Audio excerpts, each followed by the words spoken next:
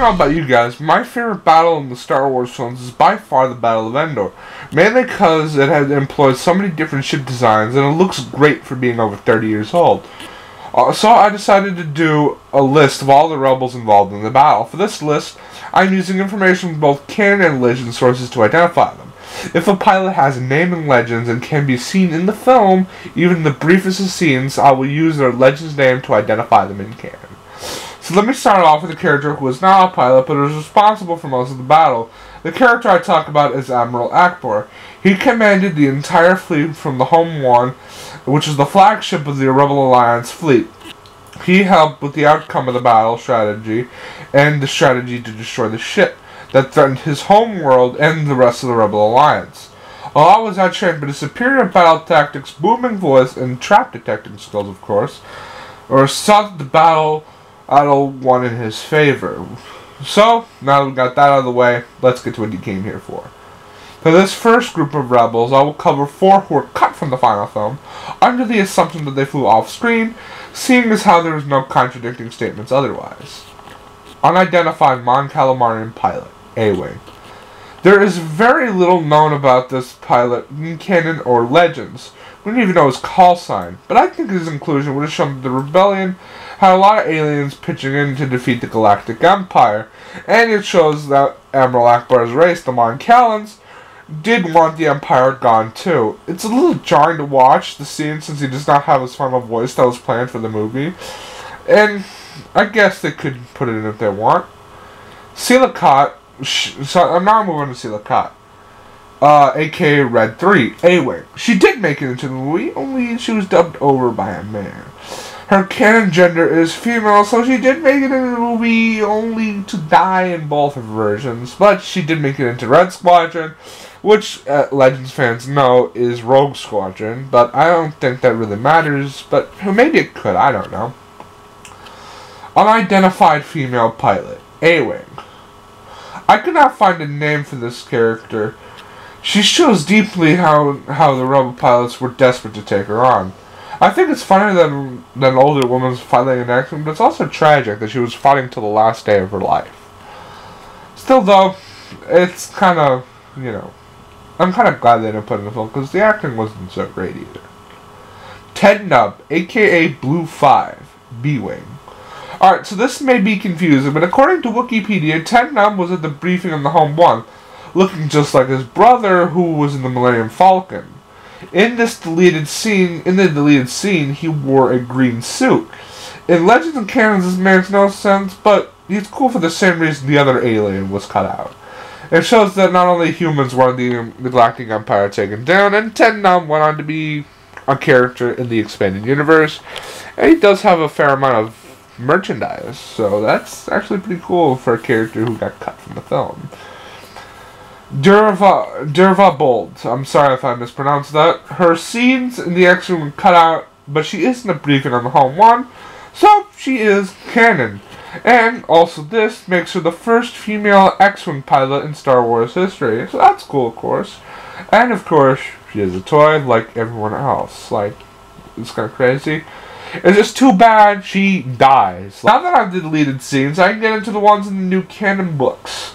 And 2 of them have ties to The Force Awakens. Shara Bay, A-Wing. She flew in Green Squadron under an unknown call sign. After the battle, she helped Luke Skywalker find the truth in the Jedi Temple. After that, she retired from military work, but her son, Poe Dameron, would follow in her footsteps. Nora Wexley, a.k.a. Gold 9, Y-Wing. She was one of the ships that flew into the core of the Death Star with Lando Calrissian. She barely made it out before it exploded. Soon after, she returned to her home, where she would try to smuggle her son from the Galactic Empire and take him back to the New Republic. Her son would become Snap Wexley and fight with Poe Dameron against the Resistance against the First Order. Ludo. I'm sorry if I'm mispronouncing it. A-Wing. The Duros pilot was a close friend of Shara Bay, and after Poe Dameron was born, acted as sort of an uncle figure. He served with the Rebel Alliance and New Republic fleets until the First Order became a threat, where he joined the Resistance with the son of his close friend. The following members are pilots who have too little known about them to give a segment on. Note, some of these pilots could have flown as Blue 3, Blue 6, Blue 10, or Blue 11. Since we do not see these members in any other film or media. Now we move on to the members of Blade Squadron. Note that Blade Squadron is important since it was the first story written exclusively for the new canon, which is actually really cool. Adon Fox, B-Wing. The commander of Blade Squadron had been with the rebels since some time before the Battle of Hoth. His wife was killed by an Imperial Star Destroyer, the same one he went up against in the battle where he met his untimely end. Fainty. Not much is known about him, only that he is male and lived through the battle.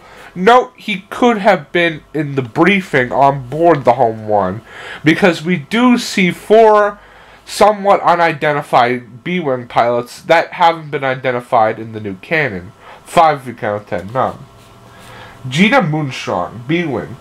The smuggler from Coruscant turned rebel pilot, she took on the rank of commander after the death of Blade 1, a.k.a. Adon Fox. She went on to fight in the Battle of Malastare and Kurt. I'm sorry if I'm mispronouncing this next name, but Stam, B-Wing. He was born on the planet Naboo, where he was recruited into the Galactic Empire. At some point, he defected into the Galactic Rebellion. And then he had a secret relationship with Cadet Gina Moonstrong. The next one will be an X-Wing squadron from Lost Stars. I have not read it yet, and I don't want spoilers, so I'm just going to put it up on screen.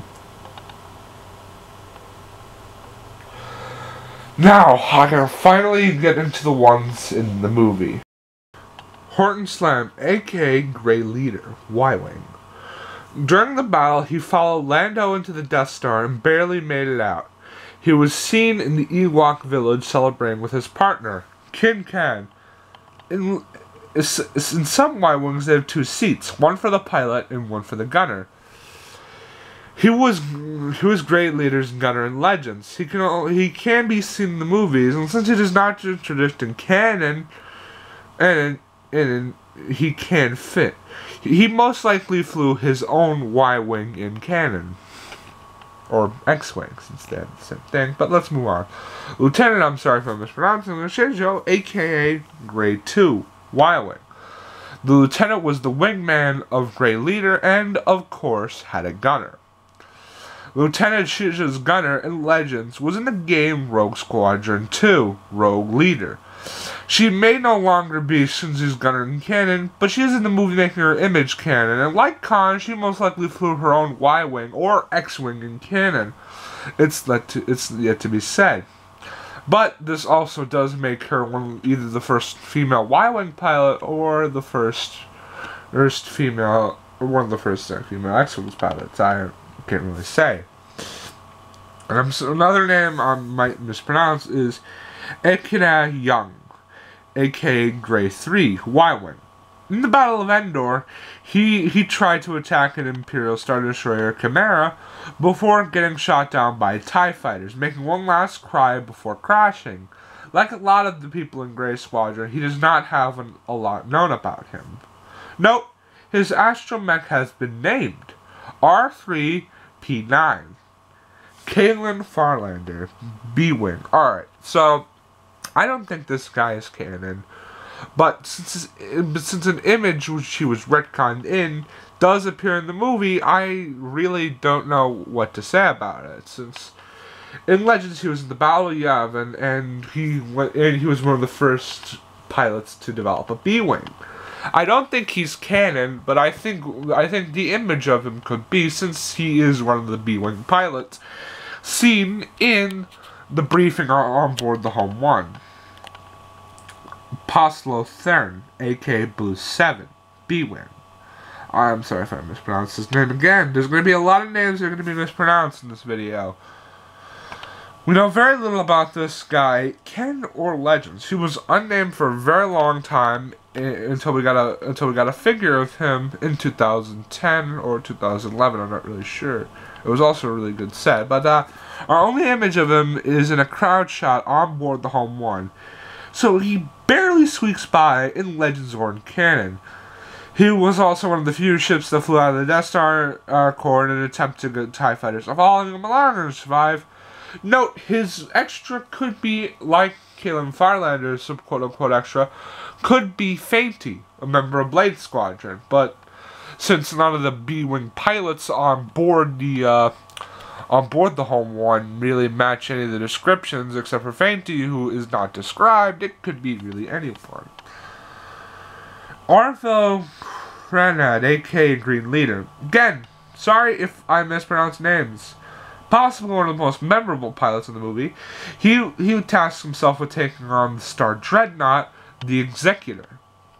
He flew through the ship's trench, which probably Deverard Bold got shot down in her deleted scene. His ship got shot by turbo lasers. By the time he got to the bridge, he had lost control and crashed into the bridge, killing the crew, and the Dreadnought started to fall into the Star Destroyer, losing complete control. Note, if you go back and watch the scene, when the people are cheering aboard the Home One, you can hear somebody, and I apologize for my language, say, "So long, dickheads!" I'm serious about that. That really got by. Alright, so now we move on to Grizz Frix, a.k.a. Red 5. In Legends, he was raised in a prejudiced society, as humans on Deveron were in a minority. He soon joined the Rebel Alliance and was on his way to Rogue Squadron before his injury. By the time he was well enough to fly, in the Battle of Endor came around, where he died horribly. The writer wanted to make his story depressing as possible. Note, his astromech is named R2-T7. Red 2, Y-Wing.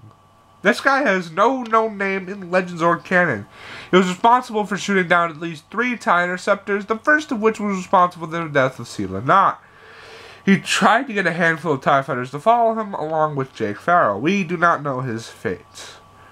Jake Farrell, possibly the most English name in Star Wars. He flew a Y-Wing and flew with Green Squadron to the Death Star. Like I said before, he flew out to distract TIE fighters.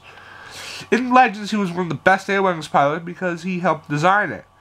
He might do the same in canon just before the Battle of Yavin and not after it.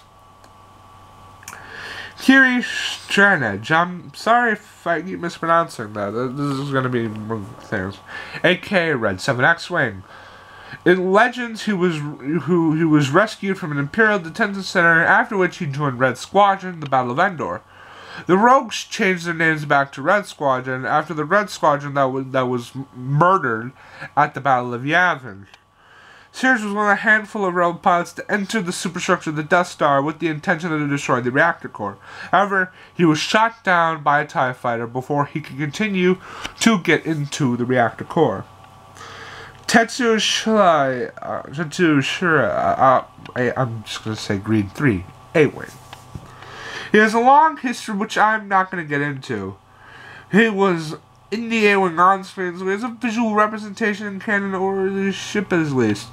At least his call sign has not been taken in canon, so he gets the spot, but barely. It's very unlikely, and I do not really consider him canon. I just thought I'd mention him. Before I continue on, I want to mention the possibility that West Jason and Darren Hobby Cameron flew in the battle. They were part of Red/Rogue Squadron. We may see him in a future piece of media in the future confirming this. Possibly as the missing members of Gold Squadron, even. Because in Legends, Hobby did flew in the Battle of Endor, but not in canon. Wedge Antilles, a.k.a. Red Leader. Excellent. Wedge Antilles is without a doubt the unsung hero of the original trilogy. When he was around 17, he was training at Skystrike Academy 2 years before A New Hope. He defected to the Rebellion and was in all 3 original trilogy Star Wars films. He was at Yavin, Hoth, and Endor, where he was partially responsible for blowing up the second Death Star. He and Lando were heavily involved in the battle. They both flew into the Death Star and took out one of the energy towers, allowing Lando to take a shot at the main reactor core. Wedge Antilles went on to lead Phantom Squadron for the New Republic, becoming a respected pilot and retiring by the time of The Force Awakens. Note, in Legends he had two astromechs, R2-A3 and R5-D2. Either one could have flown in the battle. Gold Leader, Millennium Falcon. So this one's going to be very complex because it's a freighter and there was a lot of men inside the ship, so I'm going to go over all the named ones.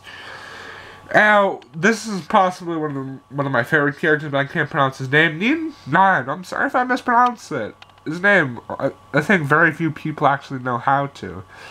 He was a sullustan arms dealer and smuggler. He helped his Alderaanian friend Airen Cracken escape the Galactic Empire and joined the Rebel Alliance fleet soon after, along with his brother Unnamed, who I mentioned earlier.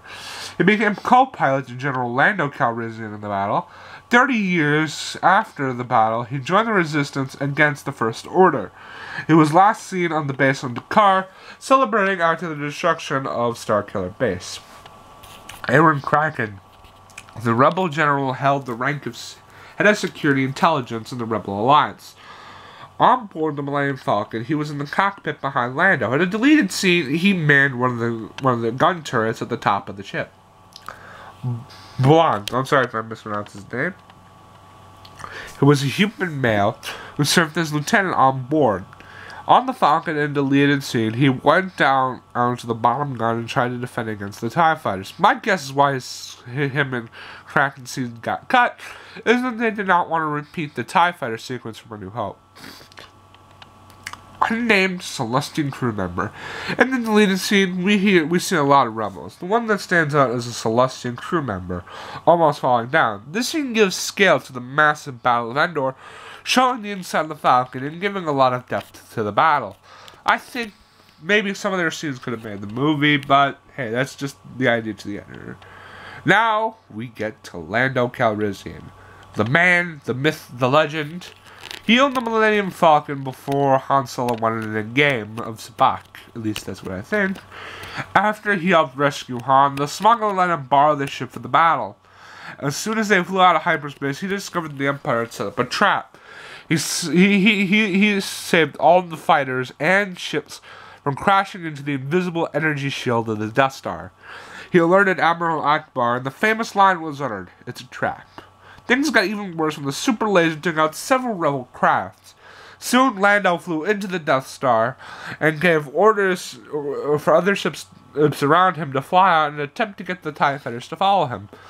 Once he got out into the core room, he took the shot that blew up the main reactor, causing the whole station to make like Cheech and Chong and go up in smoke.